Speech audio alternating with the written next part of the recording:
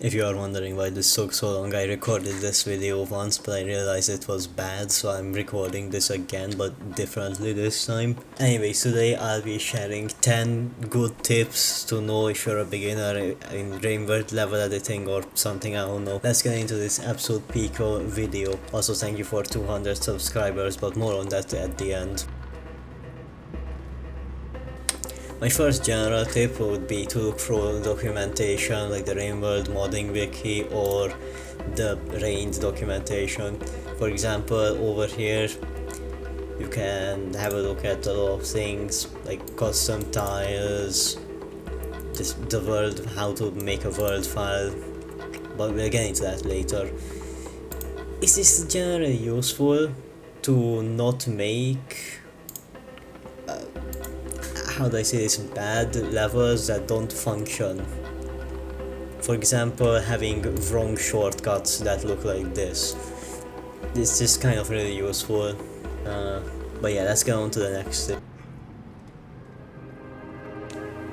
Tip number 2, if you're still confused on why something isn't working, then you can just ask in the modding Discord, for example, level editing tech help and discussion. This one is really quick, but you know, your life is a lot easier if you ask, trust me. Who knows, you might even see me there. Anyways, that was extremely short. Let's go into the next tip. Next up is using world editor just in general. It's much easier than to make your own world file. Basically, you can add rooms, move them around, just select layers for rooms, add creatures, make creatures stay out of certain rooms. You can also add sub-regions, just a lot of things basically. It's so much easier than to make your own world file. Also generates a map for you. But yeah, I think that was all for outside of the level editor, so yeah, let's move on to those. My next tip is right here. When you're making your level, you can do whatever you want with the level size, I don't really care. Disable border tiles. They're just useless basically. They do nothing, and then if you go outside of them or put any geometry outside of them, they just stop functioning and break your entire region. Just don't even bother with using them. That was extremely short again, but yeah, now onto the actual level editing design tips. Maybe I should probably mention that I'm going to be using Rained to demonstrate these tips, so yeah, be wary of that. If you're using a different level editor, you might have a different layout or something, but yeah. Now this next tip. When you make windows like this, just go into materials, select big metal or something different, and add a window frame. Might seem insignificant, but it adds a lot. Also, if you have these 3 tiles, like 3 wide long gaps between them, what you can do is add tank holders in between. Because if you don't, then big metal just decides to, well, not have any texture there basically, just a flat wall. Yeah, that was it for this one. On to the next one. For this next one, we're going in the geometry tab. You can see how this level that I spent a long time making, trust me. Basically, flat geometry is usually bad, and you should avoid it by adding little platforms or something. Also includes the sides. You shouldn't have flat walls, they also look kinda bad sometimes. Those can work, but usually you should just avoid them.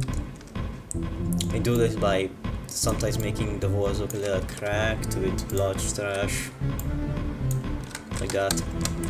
You can also just have a little gap here and add some machines or something. just generally don't have flat geometry. That's what I'm trying to tell you. Now for this next tip, I think I have done it here. I have done the opposite of it. Make sure to have the room be symmetrical. It's usually a good touch. For example, this is 11 tiles, and if we go over here, this is 12. So just quickly, and now the room is symmetrical and good, or better, I don't know. Now for this next tip is, if you have any holes or shortcuts on the ground, always make sure to put a platform above them if you don't want the player to fall in. If you do want them to fall in, like it's a pit or something, then you don't have to. In fact, you shouldn't place platforms above it. But if it's something like a shortcut, then always put a platform above it. It's just better to not fall in. Now for this next tip, it's about effects, mainly black goo. Depending on what room you are making, it's good to have some black goo just bleeding into the ground. This way, I mean, this is only useful for outdoors rooms. If you're making an inside room, do not do this. If you're making an outside room, then you should do this. Actually, bonus tip with this, always make sure to not have black goo on your tiles like this. It's just generally a good thing to keep in mind. Now for this last tip, it's just basically to look at how other people make rooms. Just look at other rooms for inspiration. If you have any questions about them, you might be able to ask the person. I don't know, I never did that. But just look at other people's rooms. If you can, look at how other people make rooms, take inspiration from them, look at how the base game does rooms, and yeah, that's just generally it.